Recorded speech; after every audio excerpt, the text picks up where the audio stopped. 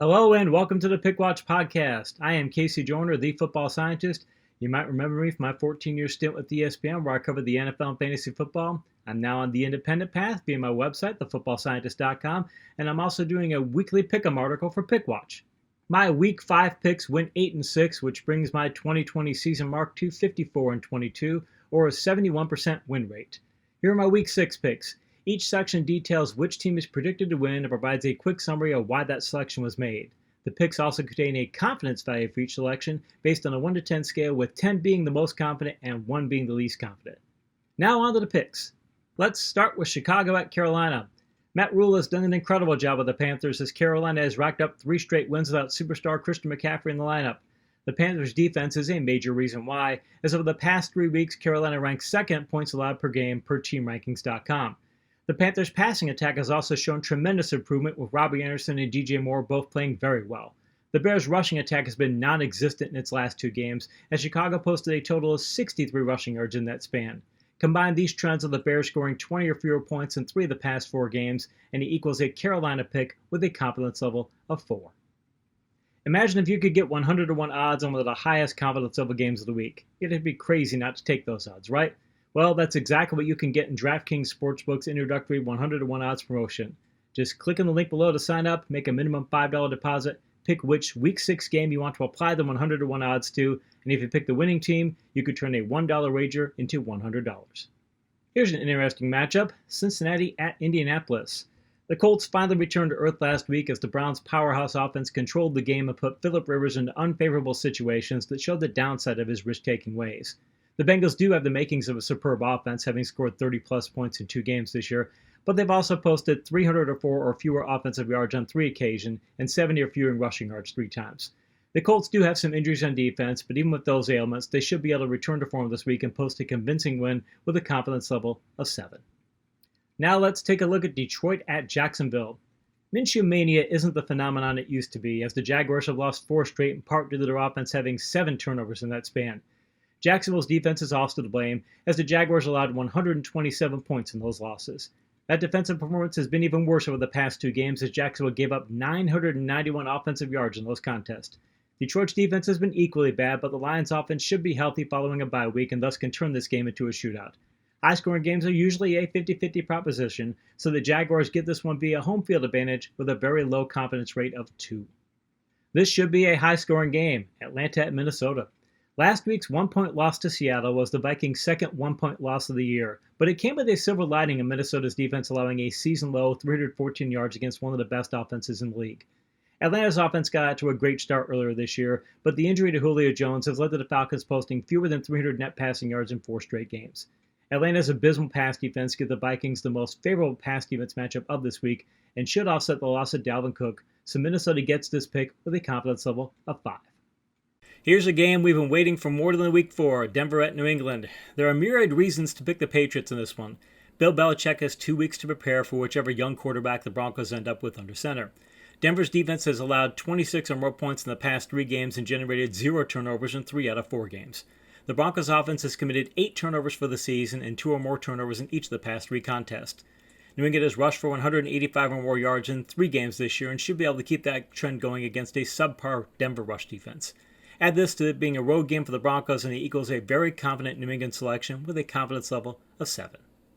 How incredible would it be to get 100-1 odds on a highly favorable matchup like this one? It might sound too good to be true, but it actually isn't for those who take part in DraftKings Sportsbook's amazing introductory 100-1 odds promotion. Just click on the link below to sign up, make a minimum $5 deposit, pick which Week 6 game you want to apply the 100-1 odds to, and if you pick the winning team, you could turn a $1 wager into $100. Now we're off to the NFC East for Washington at the New York Giants. Washington's quarterback woes are why they might have the worst offense in the league, but defense could actually be their weakest link, as the football team has allowed 30 or more points in 4 straight games. New York needed time to adjust to life without Saquon Barkley, but the addition of Devontae Freeman has led to the Giants posting 225 rushing yards over the past 2 games. New York's pass defense has also held its own this season by allowing fewer than 300 net passing yards in all but 1 game.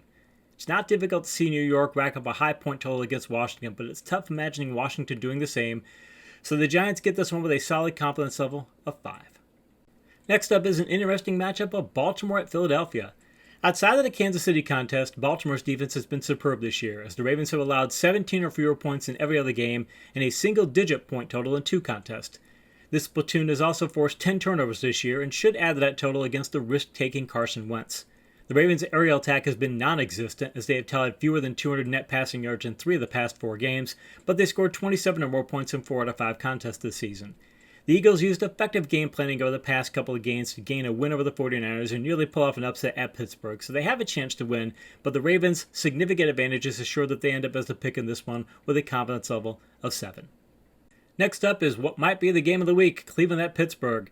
It's great to see this matchup return to the level it had when this was one of the most heated rivalries in the NFL.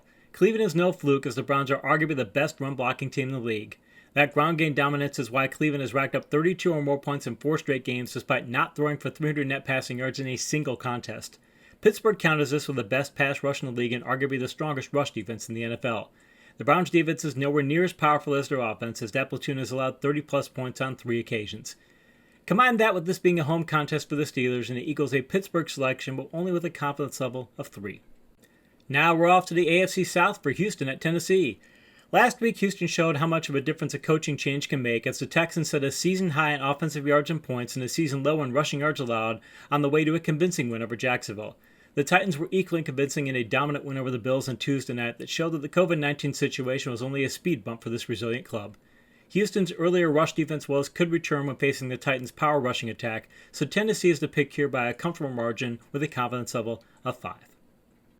Now let's head to the AFC East for the New York Jets at Miami. A strong case can be made for Brian Flores to be the NFL Coach of the Year after 5 weeks, as the Dolphins have racked up 2 wins and stayed close in every contest despite having one of the toughest matchup slates so far this year. Miami doesn't have a ton of talent on offense, and yet they have scored 28-plus points in 3 of the past 4 games, largely by letting Ryan Fitzpatrick be aggressive on downfield passing. This is by far the most favorable matchup for the Dolphins this year, as the Jets easily rank last in the league in offensive expected points allowed, so Miami gets this selection with a fairly high confidence level of 6. Next up is a matchup that Chris Berman famously called the Bay of Pigs, Green Bay at Tampa Bay. The Packers' offense has been a juggernaut this year, as the best offensive line in the league has led to Green Bay having the highest offensive expected points added mark and posting 30-plus points in every game this year. Tampa Bay will aim to offset that with an offense that hasn't lived up to expectations and yet still ranks 11th in points per game despite dealing with significant wide receiver or tight end injuries in every contest. Turnovers could be key, as Green Bay's defense has tallied only 3 of those, while Tampa Bay has racked up 9. That factor gives the Buccaneers some path to victory, but Green Bay remains the percentage play in this one with a confidence level of 3. This has the makings of an entertaining game, the Los Angeles Rams at San Francisco. Jimmy Garoppolo took a lot of grief for last week's surprising upset loss to the Dolphins, but the reality is San Francisco's banged-up secondary was more to blame than anything else. The 49ers were missing 2 starting cornerbacks and 2 top backup cornerbacks, and Miami took full advantage of this with an aggressive passing attack.